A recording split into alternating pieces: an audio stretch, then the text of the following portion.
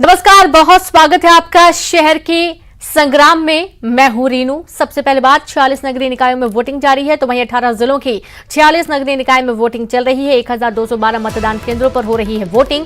Polling बूथों पर सुरक्षा के पुख्ता इंतजाम किए गए हैं। शाम 5 बजे तक मतदान होगा। तो सुबह 7 बजे से मतदान शुरू हुआ था, शाम 5 बजे तक मतदान होगा। और मतदान के बीच जो अलग अलग तस्वीरें सामने आ रही हैं वो भी लगातार आपको दिखाई जा रही हैं। तमाम जिलों में पुख्ता इंतजाम किए गए हैं और बढ़ चढ़कर लोग मतदान करने के लिए पहुंच रहे हैं। बड़ी खबर आपको दे रहे हैं, शहर की सरकार चुनने के लिए मतदाताओं में गजब का उत्साह भी देखने को मिल रहा है। ये 3 अलग अलग तस्वीरें आपकी टीवी स्क्रीन पर, जहां खरगोन, बुरहानपुर और रतलाम आप देखेंगे कि हर तरीके से मतदान केंद्रों को व्यवस्थित किया गया है ताकि जो मतदाता पहुंच रहे हैं मतदान करने के लिए उन्हें किसी भी तरीके की कोई परेशानी ना हो। और सबसे बड़ी बात कि उन्हें जानकारी देने के लिए भी यहाँ पर टीम तैनात है। जो अधिकारी यहाँ पर, सुरक्षा बल तैनात हैं, अधिकारी यहाँ पर तैनात हैं, किस तरीके से मतदान करना है। कई लोगों का ये पहली बार है, कई कुछ लोग जो मतदान करने के लिए पहुंचेंगे तो उनके लिए ये काफी बड़ा दिन है। और इस वक्त की ये बड़ी खबर है कि अच्छी खासी तादाद में लोग पहुंच रहे हैं, मतदाता पहुंच रहे हैं मतदान करने के लिए। 18 जिलों की 46 नगरीय निकायों में वोटिंग चल रही है। तो आप देखेंगे कि आदर्श मतदान केंद्र भी बनाए गए हैं और मतदान केंद्रों के बाहर सुरक्षा टीम तैनात की गई है। किसी भी तरीके की कोई गड़बड़ी ना हो, तमाम उच्च अधिकारी भी मौके पर तैनात हैं।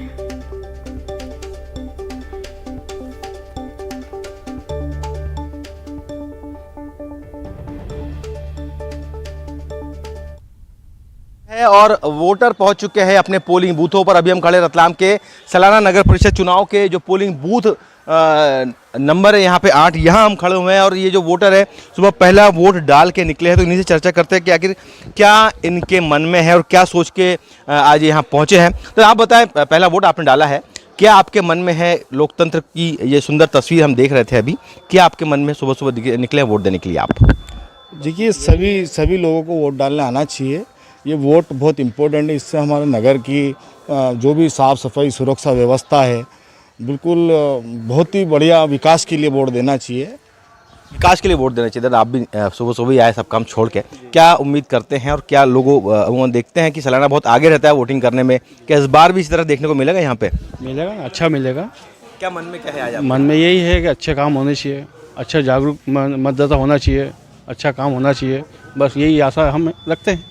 तो विकास को लेके जो मतदाता है पोलिंग बूथों पर पहुंचे हैं वोट देने के लिए यहाँ पे, और न्यूज़ 18 भी आपसे यही अपील कर रहा है कि सारे काम छोड़कर आप भी आज वोट देने ज़रूर जाए। और सलाना का जो वोटिंग % हर बार रहता है 90% के आसपास, तो मुझे लगता है कि इस बार फिर से यह रिकॉर्ड बनेगा और सलाना वोटिंग में मध्य प्रदेश में सबसे आगे रहेगा। कैमरामैन मानस के साथ सुधीर जैन, न्यूज़ 18 रतलाम। तो रतलाम के सालाने की तस्वीरें आपने देखी हैं। बड़ी संख्या में लोग पहुंचे हैं मतदान करने के लिए और ये रिकॉर्ड रहा है कि यहाँ पर सबसे ज्यादा वोटिंग प्रतिशत दर्ज किया गया है। और इस बार भी ऐसी ही कुछ तस्वीर यहाँ पर देखने को मिल रही है। आप सीधे रुक करेंगे डिंडौरी से। संवाददाता विजय तिवारी, ऋषु नायडू बैतूल से लाइव जुड़ गए हैं। तो सबसे पहले तो डिंडौरी का रुख करते हैं। आप विजय, हम देख पा रहे हैं कि सुबह से ही मतदान शुरू हो चुका है और अच्छी खासी तादाद में लोग मतदान करने के लिए पहुंच भी रहे हैं। डिंडौरी में क्या तस्वीरें इस वक्त देखने को मिल रही है?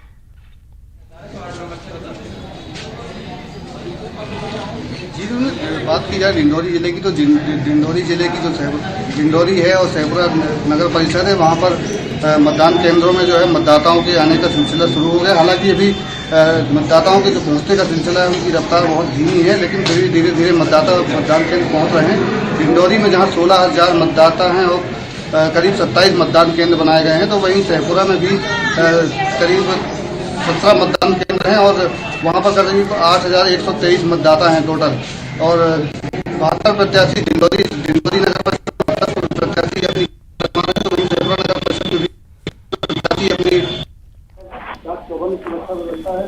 करीब 400 पुलिस जवान जो है मतदान केंद्रों में तैनात हैं और अभी फिलहाल जो है शांतिपूर्वक मतदान जारी है।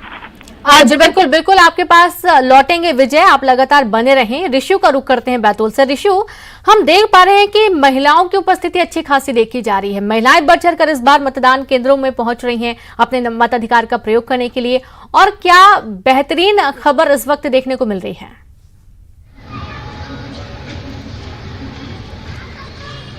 जी देखिए, बैतूल में इस समय बहुत ही शांतिपूर्ण तरीके से मतदान जारी है।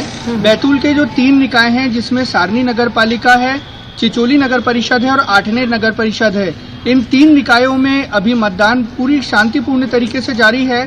सारनी में तकरीबन 70,000 मतदाता हैं, चिचोली में 7,123 मतदाता हैं और आठनेर में 9,729 मतदाता हैं।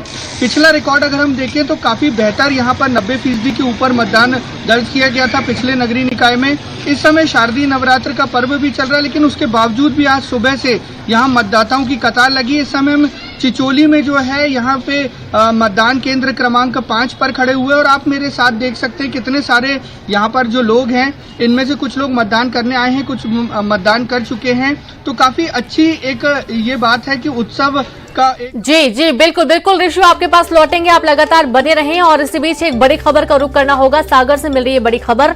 बच्चों से भरी बस पलट गई है। करीब 40 बच्चे बस में सवार थे। अनियंत्रित होकर स्कूल बस दुर्घटनाग्रस्त हो गई। गंभीर रूप से घायल 2 बच्चों को रेफर किया गया है सागर, जहां कलेक्टर, पुलिस अधीक्षक सहित जिला प्रशासन मौजूद है। चंद्रपुर ग्राम के पास ये घटना हुई है। बच्चों से भरी बस पलट गई है। इसमें बच्चे सवार थे और इस घटना में 2 बच्चे गंभीर रूप से घायल हो गए हैं, जिन्हें सागर रेफर किया गया है। तो वहीं पुलिस मौके पर मौजूद है। कलेक्टर, पुलिस अधीक्षक सहित जिला प्रशासन मौके पर मौजूद है। चंद्रपुर ग्राम के पास ये दुर्घटना हुई है। 40 बच्चे इस बस में सवार थे। बस पलट गई। गांव के पास ये हादसा हुआ है और आप देखेंगे कि ग्रामीण भी मौके पर पहुंचे हैं। बच्चों को जल्दी से जल्दी निकालने की कोशिश की गई। 2 बच्चे गंभीर रूप से घायल बताए जा रहे हैं।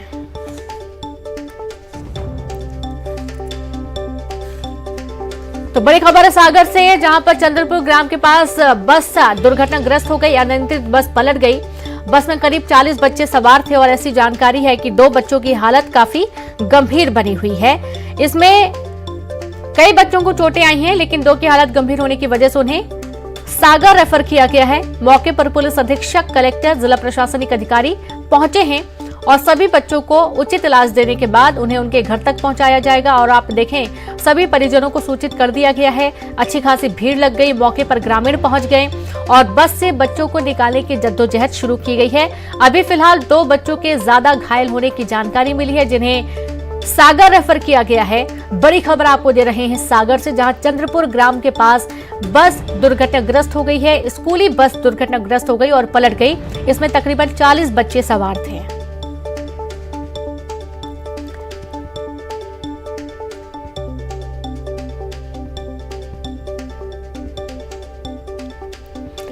और चलिए सीधे रुक करेंगे, संवाददाता रचित जुड़ गए हैं। रचित, कैसे हुआ ये हादसा? सबसे पहले तो ये बताएं और ये भी बताएं कि घायल बच्चों की क्या स्थिति है अभी? जी रीनू, आपको बता दें कि सागर के राहतगढ़ के चंद्रपुर के पास जो स्कूल बस है वो अनियंत्रित होकर दुर्घटनाग्रस्त हो गई है। जो जानकारी अभी निकल कर आई उसमें ऐसा बताया जा रहा है कि बस में सवार होकर 3 अलग अलग प्राइवेट स्कूल के बच्चे राहतगढ़ के लिए आ रहे थे। तभी बस अचानक राहतगढ़ से चंद्रपुर के बीच दुर्घटनाग्रस्त हुई। इसमें करीब 40 बच्चे सवार थे, जिसमें 2 बच्चे गंभीर रूप से घायल हुए हैं। उनके लिए इलाज के लिए जिला चिकित्सालय रेफर किया गया है और बाकी जो 35 से 38 बच्चे हैं उनके लिए हल्की चोटें आई हैं, जिन्हें तत्काल एम्बुलेंस की मदद से राहतगढ़ जिला चिकित्सालय भेजा गया है। मौके पर सागर कलेक्टर दीपक आर्य और एसपी तरुण नायक पहुंचे हैं और वो घायलों को व्यवस्थित इलाज के लिए जिला चिकित्सालय और सामुदायिक स्वास्थ्य केंद्र रेफर कर रहे हैं। रीनू जी बिल्कुल, तकरीबन 40 बच्चे होने की जानकारी मिल रही थी। 2 बच्चों की हालत काफी गंभीर बताई जा रही है यहाँ पर रचित, और बाकी अन्य की क्या स्थिति बनी है अभी?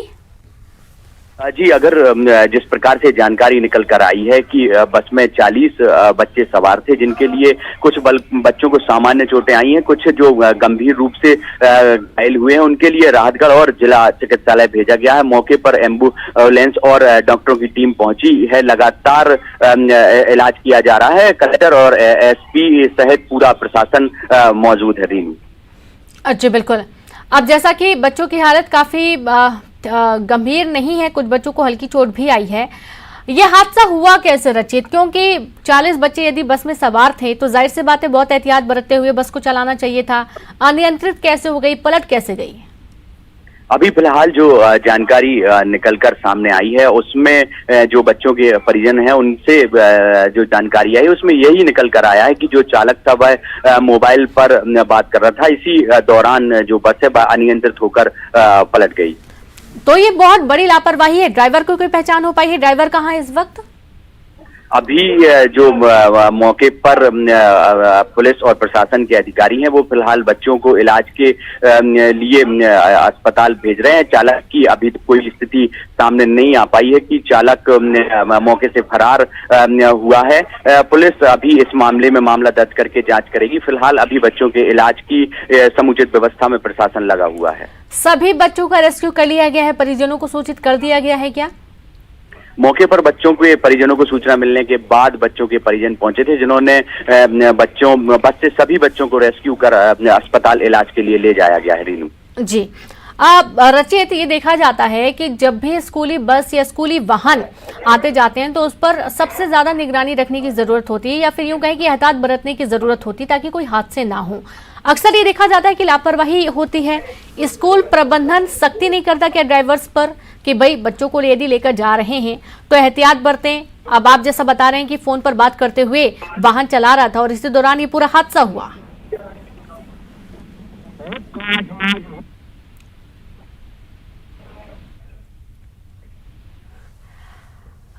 तो शुक्रिया आपका रचित तमाम जानकारी के लिए। तो फिलहाल ड्राइवर की कोई भी जानकारी नहीं मिल पा रही है।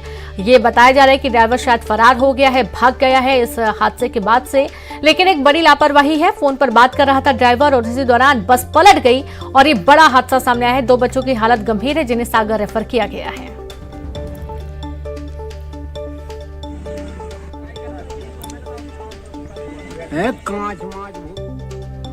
और इसी बीच एक बड़ी खबर है दिल्ली से, जहां पर मध्य प्रदेश के पूर्व मुख्यमंत्री कमलनाथ भोपाल रवाना हो चुके हैं। कल दोपहर अचानक दिल्ली आए थे कमलनाथ। तो राजस्थान के सियासी उठापटक के बीच सोनिया गांधी ने कमलनाथ को बुलाया था। देर शाम को कांग्रेस अध्यक्ष सोनिया गांधी से कमलनाथ ने मुलाकात की थी। दिल्ली से बड़ी खबर है, आप ये देखिए कि कमलनाथ दिल्ली अचानक से पहुंचे थे और ज्यादा जानकारी के साथ संवाददाता अशरफ फोन लाइन पर जुड़ गए। अशरफ, देर रात पहुंचे थे कमलनाथ दिल्ली बातचीत करने के लिए। सोनिया गांधी ने उनको बुलाया था, भोपाल के लिए रवाना हो चुके हैं। इस छोटे दौरे के दौरान क्या कुछ खास निकलकर सामने आया अभी?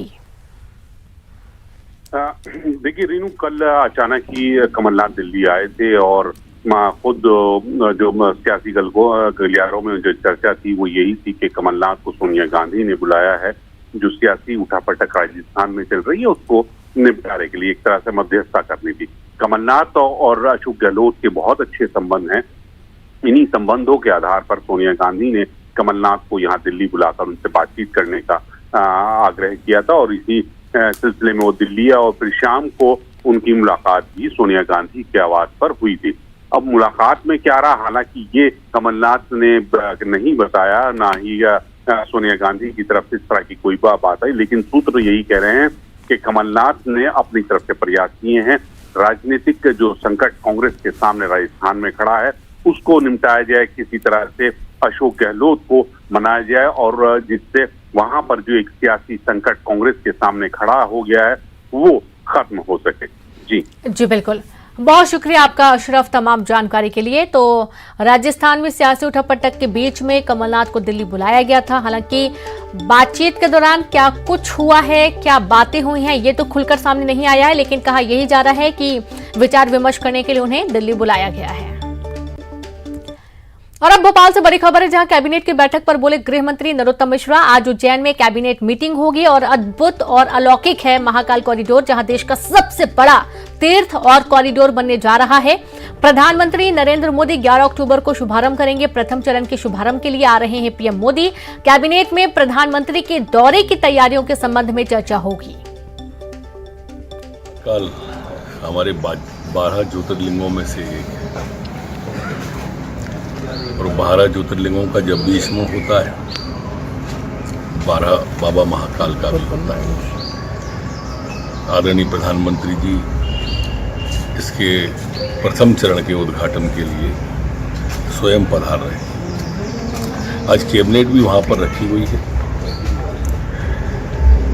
वहाँ की स्थानीय समीक्षा, कार्यक्रम की समीक्षा, यात्रा की समीक्षा, ये सभी माननीय मुख्यमंत्री जी ने उस कार्यक्रम में जोड़ा है। देश का सबसे बड़ा तीर्थ और सबसे बड़ा कॉरिडोर ये बाबा महाकाल का बनने जा रहा है। अपने आप में अलौकिक है, अद्भुत है, और इसके लिए आज बैठक रखी है। सर, गरबे को लेकर एक आदेश निकाला गया है कि आईडी कार्ड इम्पोर्टेंट होगा, मैंडेटरी है। देखिए, हमारी आस्था का केंद्र है माँ दुर्गा, आराध्य है, और ये धार्मिक आयोजन है। इसमें पूरी शांति के साथ में, सौहार्दपूर्ण वातावरण के साथ में, धार्मिक भावनाओं के साथ में गरबा होता रहे और कोई आशंका कुशंका किसी के मन में न रहे। इसलिए आयोजनकर्ताओं से कहा है कि आई कार्ड देखकर ही वो प्रवेश। गुना के मधुसूदनगढ़ में फसल काटने को लेकर दो पक्षों में जमकर विवाद हुआ। दोनों तरफ से लाठी डंडे चले, 12 लोग घायल हो गए। इलाज के लिए कुछ लोगों को भोपाल रेफर किया गया। इस दौरान एक पक्ष ने दूसरे पक्ष के ट्रैक्टर को भी आग के हवाले कर दिया। लोगों की माने तो मारपीट के दौरान फायरिंग भी हुई है, लेकिन इसकी पुष्टि फिलहाल नहीं है। तो ये तस्वीरें भी आप देखिए। फसल काटने को लेकर दो पक्षों में इतना विवाद हो गया कि दोनों ने एक दूसरे पर लाठी डंडे बरसा दिए। यहां तक कि एक पक्ष ने दूसरे पक्ष के ट्रैक्टर को आग के हवाले कर दिया। एक बड़ा नुकसान किया गया। फसल काटने का विवाद था और विवाद इतना बढ़ गया कि दोनों पक्ष के लोग लहूलुहान हो गए। तो आप ये देखिए कि वाहनों में तोड़फोड़ की गई, ट्रैक्टर को आग के हवाले कर दिया गया। पहलुओं पर इसमें जांच की जाएगी और जो भी वैधानिक कार्रवाई इसके अंदर पॉसिबल है वो की जाएगी। नवरात्रि के आज दूसरे दिन सतना के मैहर त्रिकूट पर्वत पर विराजमान विद्या और बुद्धि की देवी मां शारदा की महाआरती हुई। आज सुबह माता का मां ब्रह्मचारिणी के रूप में श्रृंगार हुआ और उसके बाद महाआरती की गई। मां के स्वरूप के दर्शन के लिए भक्तों की भारी भीड़ उमड़ी और प्रशासन ने भी कड़े सुरक्षा के इंतजाम किए। तो आप ये देखिए, इस आरती में शामिल होने के लिए कहा जाता है कि दूर दूर से भक्त माता के दरबार में पहुंचते हैं और जिन्हें ये आरती मिलती है वो काफी सौभाग्यशाली होते हैं, ऐसा भी कहा जाता है। शारदीय नवरात्र का आज दूसरा दिन है और इस नवरात्रि के दूसरे दिन मां ब्रह्मचारिणी के स्वरूप की महाआरती हो रही है। मां शारदा को ब्रह्मचारिणी के स्वरूप में सजाया गया है, श्रृंगार किया गया है और यहाँ पर आरती की जो तस्वीरें हैं वो भी आप देखिए न्यूज़ 18 की टीवी स्क्रीन पर, जहाँ जो लोग मैहर नहीं जा पा रहे हैं वो दूर से ही मां के इस दूसरे स्वरूप ब्रह्मचारिणी स्वरूप के दर्शन कर सकते हैं।